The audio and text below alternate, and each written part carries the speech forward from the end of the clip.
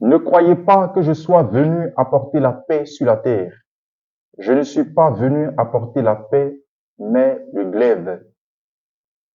Chers frères et sœurs, les paroles du Christ sont surprenantes, voire choquantes, mais il ne s'agit pas de lire cette page d'évangile au sens littéral, comme si Jésus voulait mettre encore des divisions dans nos familles, ou qu'il se satisfait des violences ou de la désunion au sein des familles.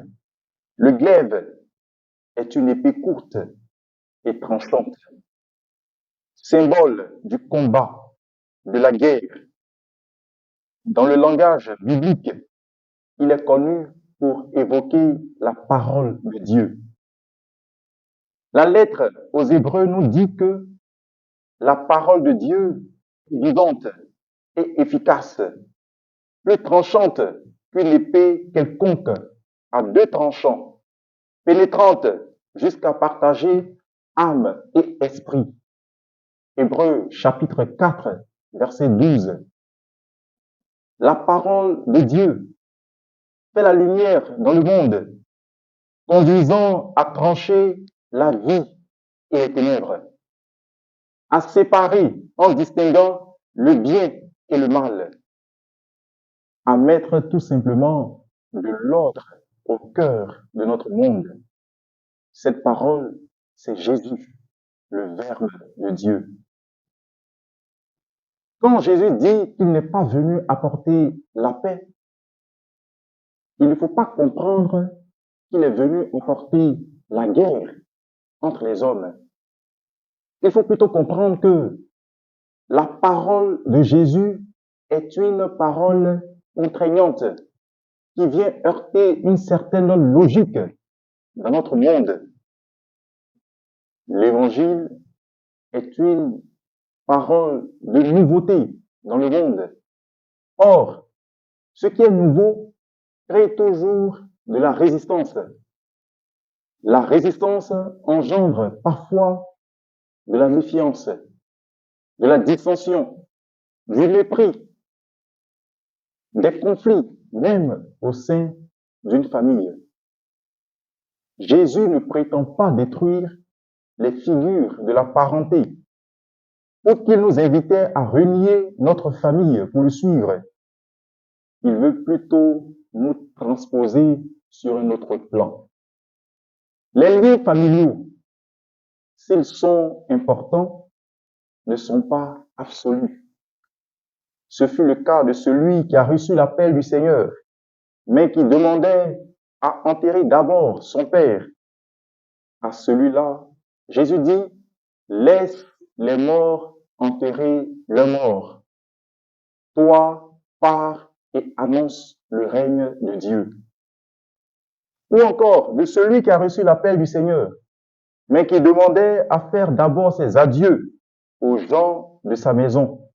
À celui-là, Jésus dit, quiconque met la main à la charrue, puis regarde en arrière, n'est pas digne du royaume de Dieu. Luc chapitre 9, versets 59-61. Chers frères et sœurs, il faut se convaincre que la vocation première de tout chrétien est avant tout de suivre le Christ.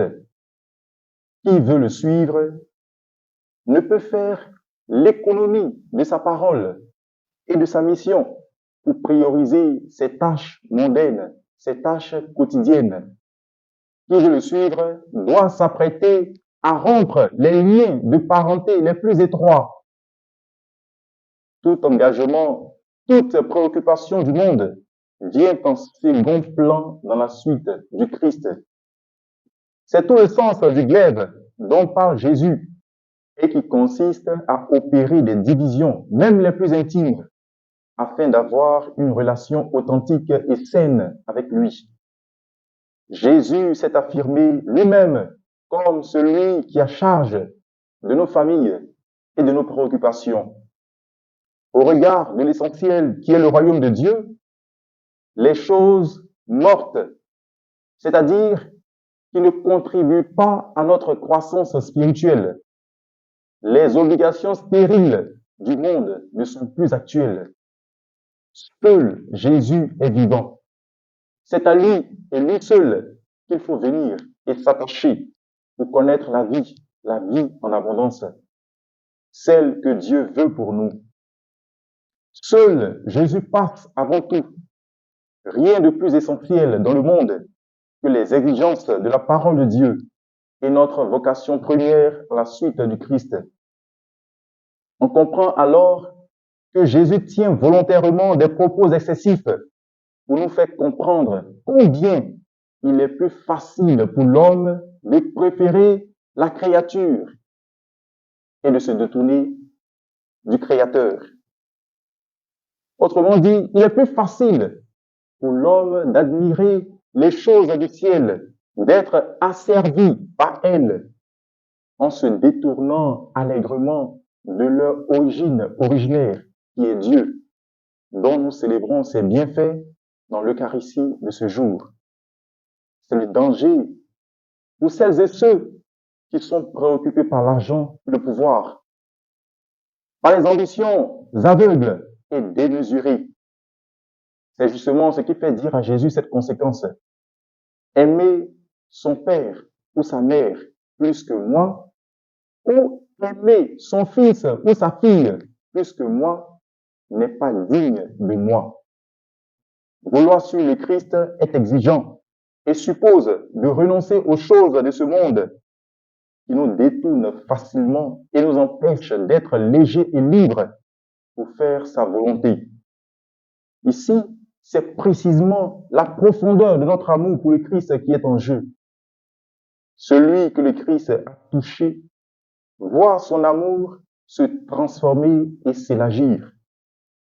Si le Christ ne passe pas avant tout dans nos histoires d'amour, dans toutes nos préoccupations, alors nos vies ternissent, s'effritent et s'effondrent dans les ténèbres de la mort.